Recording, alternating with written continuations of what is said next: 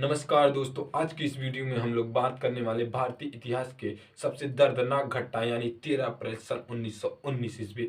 इस घटना को लेकर पूरे देश में एक ऐसा मान्यता है कि इस घटना में हमारे देश के हजारों हजारों क्या 2-4 हजार इससे कम नहीं इतने लोग मारे गए थे। लेकिन इस बात में कितनी सच्चाई है किसी को पता नहीं थी। समय था 13 अप्रैल सन 1919 ईस्वी। इस समय भारत अंग्रेजों का गुलाम था। पूरे देश पर अंग्रेजों का अधिकार था। भारतीय अंग्रेजों के अधीन थे।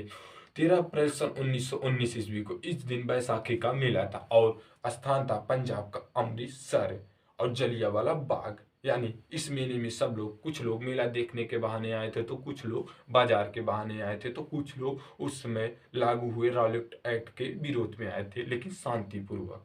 लेकिन जब जनरल डायर उस बाग में प्रवेश करता है तो वह उस बाग को लॉक कर देता है। उसके बाद जब जो घटना होती है उसे आप कल्पना नहीं कर सकते।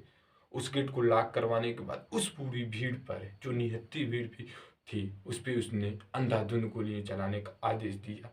और अंधाधुंध गोली चलाने के बाद तब तक गोली चलाने का आदेश दिया जब तक कि उनकी जो उनकी मशीन थी, उनकी बंदूक थी, जो उनकी राइफल थी, जब तक उसमें पूरी गोली न खत्म हो जाए तब तक इन पर गोली चलाते रहो, उसने ऐसा आदेश दिया। और इतनी गोलियां चलाई कि पूरा बाग लाशों से बिछ गया।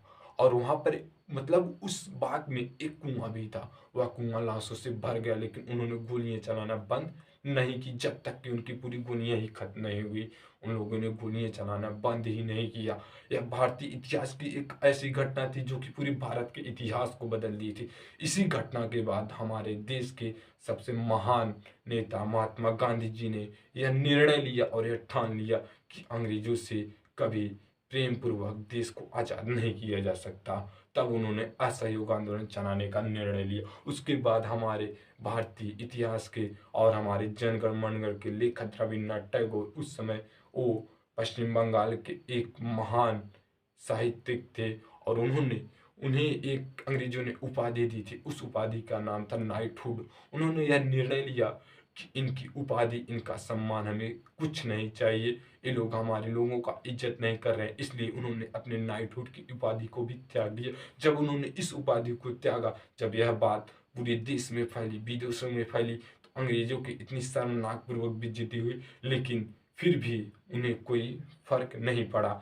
विदेशों से इस घटना की खबर जब पूरे विदेश में फैली तो विदेशों से दबाव आने लगा कि ये क्या अंग्रेजों ने कर रहे हैं, लोगों को क्यों इस प्रकार मार रहे हैं लोग, विदेशों से इतना दबाव पड़ने लगा। लेकिन फिर भी अंग्रेजों ने हमारे जो है जिसने जनरल डायर ने हमारे लोगों को मारा था उसे सजा नहीं दिया, उसे निर्दोष घोषित कर दिया गया। उस कमेटी के नाम था हंटर कमेटी, जिसके तहत यह निर्णय आया था।